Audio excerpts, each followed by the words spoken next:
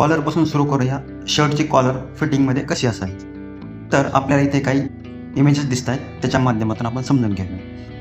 शर्टची collar ही just right इमेजप्रमाणे असावी. गळा आणि कॉलरमध्ये कमीत कमी अर्धा इंचाचं अंतर असावं आणि त्याच्यामध्ये 2 किंवा 1 बोट सहज जावे. शर्टची कॉलर टू टाईट नसावी.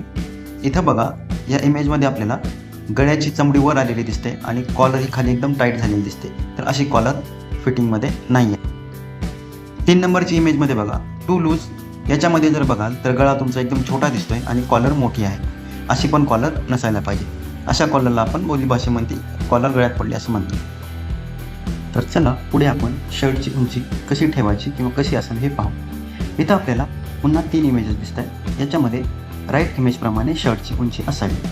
तर आपण याची उंची कशी ठरवायची बाबा. तर आता आपण इथं बघत असाल, राईट इमेजमध्ये पॅन्टची जी चेन लावली आहे किंवा त्याची जी शिलाई आहे ती बघा थोडी बहुत झाकलेली आहे. आणि दुसरी जी इमेज आहे टू शॉर्ट, त्याच्यामध्ये चेनची जी शिलाई आहे ती खूप दिसते आहे, म्हणजे तो शॉर्ट आहे. अशी शॉर्ट उंची नसायला पाहिजे. जर कस्टमरची रिक्वायरमेंट असेल तर ते ठेवू शकतो. तसंच तुम्ही जर तिसरी इमेज बघत असाल, टू लॉंग म्हणजे जास्त उंची, त्याच्यामध्ये पॅन्टच्या चेनची शिलाई पूर्णपणे झाकलेली आहे. जर कस्टमरची जर अशी रिक्वायरमेंट असेल की एवढी हाईट पाहिजे चेनची इमेज झाकली, तर तुम्ही ते ठेवू शकता. पण साधारणपणे राईट इमेजप्रमाणेच शर्टची स्टँडर्ड उंची असते. आता आपण शोल्डरची फिटिंग कशी असावी ते पाहू. शोल्डरची फिटिंग ही राईट इमेजप्रमाणे असावी.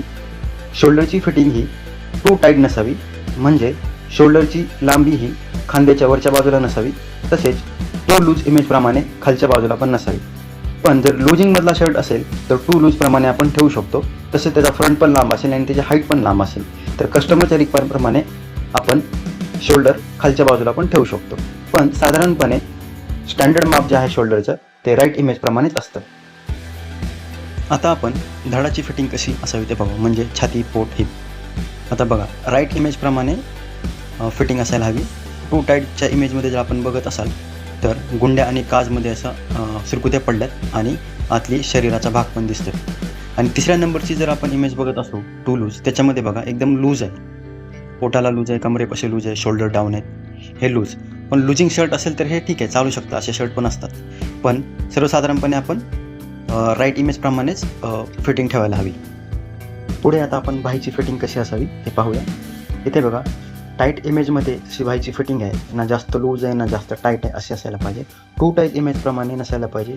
दंडावर सुरकुत्या पडल्या, टाईट झाली आहे, ठीक आहे. आणि टू लूजच्या इमेज बघाल तर एकदम लूज आहे बाई, एकदम म्हणजे पार सुरकुत्या दिसत आहेत त्याच्यावर, कफापासून वर आली. हे पहिलेच लूजिंगवाल्या शर्टला चालायचं, लूज शर्टला पण चालू शकतं. तर चला आपण कफची फिटिंग कशी असावी हे पाहू. इथं पण पुन्हा 3 इमेजेस. आता राईट इमेजप्रमाणे कफची फिटिंग असावी. आपल्याला इथं एक्झॅक्ट समजत नाही आहे किती फिटिंग असावी, पण आपण 2 इमेजची जर तुलना केली तर समजेल. बघा, टू टाईटमध्ये जर बघितलं तर हाताचा जो मासल भाग आहे तो बघा वर आलाय कफापेक्षा. आणि टू लूज इमेजमध्ये बघा कफ आणि मनगटामध्ये अंतर जास्त आहे.